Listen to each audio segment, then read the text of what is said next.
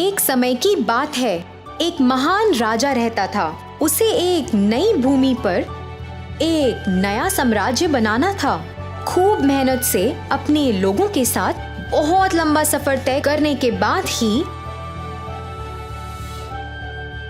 उन्हें ये नई जमीन मिली थी। राजा उस जमीन को देखता है। वो जमीन उनके नए घर में तब्दील होने वाली थी और वो वहाँ एक आलीशान महल बनाना चाहता था। मेरे दोस्तों, हम यहाँ रहेंगे और अपना महल बनाना शुरू करेंगे। हमें फुर्ती और कुशलता के साथ यहाँ काम करना है। मेरे सिपाहियों का आदेश सुनो, ये तुम्हें दिशा दिखाएंगे। सभी लोग अपने रहने के लिए टेंट बनाने लग गए। राजा के सिपाहियों ने राजा के लिए टेंट लगाया जिसमें वो बैठ सके। फिर उसने अपने एक खास सिपाही को बुलाया। सिपाही, मुझे ये महल जल्दी बनाना है। हमें फुर्तीले कर्मचारी चाहिए। हमारी इस नई जमीन के पास पानी नहीं है। एक तालाब है मगर वो बहुत दूर है। मुझे कुम्हार की जरूरत है जो मिट्टी के घड़े बना सके। इन घड़ों में हम पानी रखेंगे। मेरे राजा, ये तो बहुत कठिन है और इस पूरे राज्य में बस एक ही कुम्हार है जो मिट्टी के घड़े बना सकता है। कुछ नहीं होता, उसे बस जल्दी काम करना है और 100 घड़े बनाने हैं जिसमें रोज पानी भरा जा सके। इस किले को बनाने के लिए हमें बहुत से पानी की जरूरत होगी। जाओ, उसे ढूंढो और यहाँ लेकर आओ। उन सबके बीच एक आदमी था जिसका नाम राजेश था। वो एक कुम्हार था। वो अपनी छत लगा ही रहा था जब राजा का खास सिपाही वहां अपने सिपाहियों के संग आया। राजेश, राजा का बुलावा आया है। तुम्हें इसी वक्त हमारे साथ चलना पड़ेगा। जी, क्या मुझसे कोई गलती हुई है? नहीं, वो तुमसे कुछ खास काम के बारे में बात करना चाहते हैं। चलो हमारे साथ। जैसे वो वहां से निकले, राजेश बहुत घबरा रहा था। वो कभी भी राजा के सामने नहीं गया था और सोच में पड़ गया था कि राजा को उससे क्या काम है। वो तो एक आम कुम्हार था। राजेश राजा के टेंट में गया और राजा के सामने उसने सर झुकाया। राजा जी, आपने मुझे बुलाया। मैं आपकी क्या सेवा कर सकता हूँ? मैंने सुना है कि तुम घड़े बनाते हो। जी राजा जी। मैंने ये भी सुना है कि इन सब लोगों में तुम एक ही हो जिससे अच्छे घड़े बनाने आते हैं। मेरे पास तुम्हारे लिए एक काम है और तुम अपना सारा हुनर इसमें लगा दो, मगर सबसे जरूरी है फुर्ती। देरी मत करना और मुझे निराश भी मत करना। अब जाओ, काम पर लग जाओ। मगर राजा जी। राजेश को टेंट के बाहर लेकर जाया गया और उसे अपना काम शुरू करना था। उसे बोलने का या अपनी चिंता प्रकट करने का मौका भी नहीं दिया गया। इसमें तो बहुत समय लगता क्योंकि वो अकेला था। उसने अपनी चिंता को भुलाकर घड़े बनाना शुरू किया। ये काम बहुत लंबा था।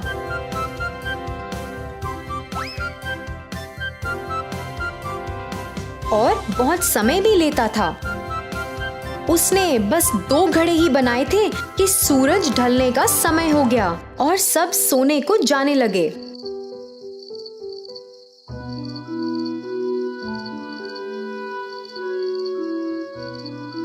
अगले दिन जैसे ही सुबह हुई, वो खास सिपाही राजेश के टेंट में गया। राजेश, जल्दी उठो।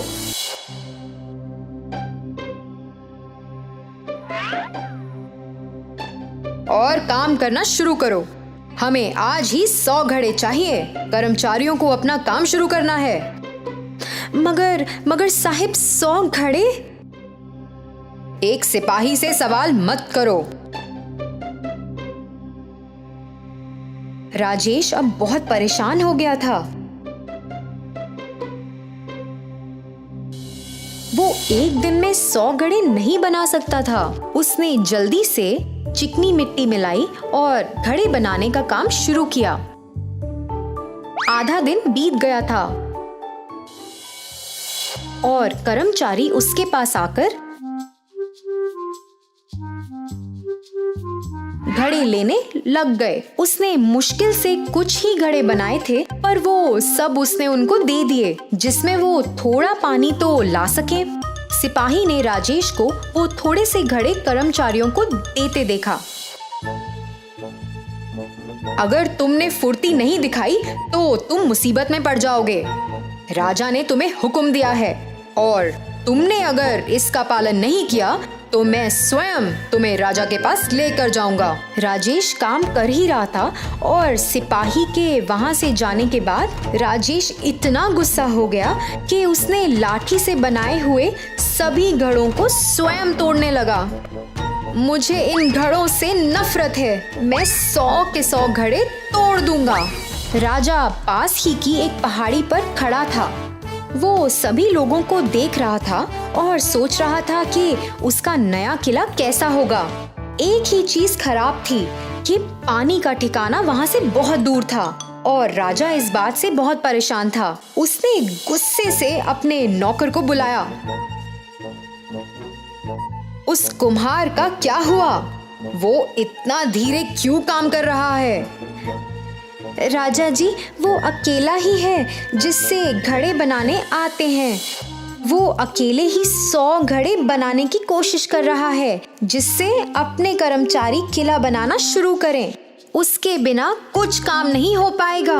आपके कर्मचारी तो उस तालाब से पानी भी नहीं ला पाएंगे। वो सुबह नहा भी नहीं सकते, खाना बनाकर खा भी नहीं सकते। यहाँ तक कि लोग अपने बच्चों का ख्याल कैसे रख पाएंगे? किले का तो छोड़िए राजा जी, पानी के बिना जीना भी मुश्किल है। राजा ने अपने नौकर की बात पर गौर फरमाया।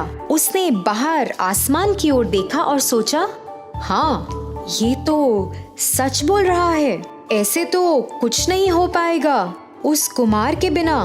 वो तो इस राज्य के लिए सबसे जरूरी है। अगर उसने घड़े बनाना छोड़ दिया तो यहाँ सारा काम रुक जाएगा। देखो, तुम मुझे इसी वक्त उस कुम्हार के पास लेकर चलो। राजा उस कुम्हार के पास गया जो घड़े बना बना के पागल हो गया था। वो सभी घड़े बहुत कमजोर और सही आकार के भी नहीं थे, क्योंकि वो बहुत फुर्ती से बना रहा था। कुम्हार, अभी अपना सारा काम छोड़ो और यहाँ आओ। तुम्हारा नाम क्या है? राजेश जी। राजा जी, राजेश। मुझे पता चला कि तुम्हारा काम बहुत कठिन है। मुझे माफ कर दो, मेरे सिपाही तुम्हारे साथ बहुत कठोर थे। मैं जो भी इस राज्य के लिए बनाना चाहता हूँ, सब तुम पर निर्भर है, क्योंकि तभी पानी का इंतजाम हो पाएगा। राजा जी, मैंने बहुत कोशिश की, मगर अकेले मैं नहीं कर सकता। मैंने आपके सिपाहियों को समझाने की बहुत कोशिश की, मगर असफल हुआ। परेशान होकर तो मैंने स्वयं अपने घड़ों को तोड़ भी दिया था। क्या मैं कुछ बोल सकता हूँ? हाँ, कहो। मुझे 50 आदमी दीजिए, मैं उन्हें स्वयं घड़े बनाने सिखाऊंगा। आपका किला झट बन जाएगा और हमारे पास काफी पानी भी होगा। ये घड़े बनाना बहुत जरूरी है।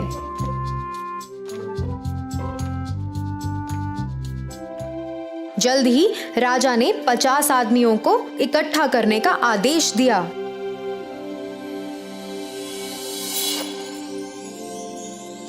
हफ्ते बीत गए और राजेश ने 100 घड़े उन 50 लोगों की सहायता से बना दिए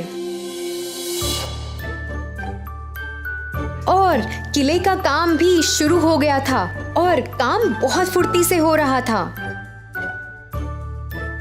राजा राजेश से बहुत खुश थे। आखिरकार किला बन चुका था और फिर सभी लोग अपने नए घर में रहने लगे। फिर एक दिन राजा ने राजेश को अपने दीवाने खास में बुलाया। राजेश, मैंने तुम्हारा शुक्रिया अदा करने के लिए तुम्हें यहाँ बुलाया है। मैंने तुम्हें और तुम्हारे काम को बहुत ही आम समझा था। तुम्हारे इस काम के लिए मैं तुम्हें इनाम में सोने के सिक्के देना चाहता हूँ। शुक्रिया जी, शुक्रिया राजा जी। मैं ऐसे ही आपके लिए जी जान से काम करता रहूंगा।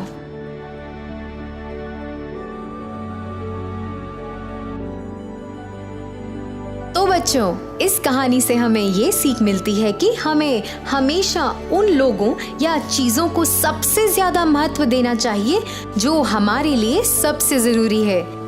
धन्यवाद।